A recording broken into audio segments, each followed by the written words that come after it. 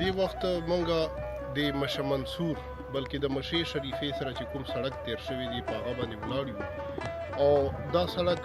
لکه یوه مخکینۍ منصوبه ده یوه پخوانۍ منصوبه ده چې دا ډېر مخکې زمانې کې جوړ شوی دی سن 86 سن 85 خبره خو بهرحال تاسو وینئ ګورئ چې یو طرف ته ګاډي تېرېږي رش وش ته او زموږ علاقه ډېره ښایسته علاقه ده لکي مروت کې ډېر ښایسته کلی دی ډېر زبردست قابلان خلک دي پکې ټیلنټډ خلک دي پکې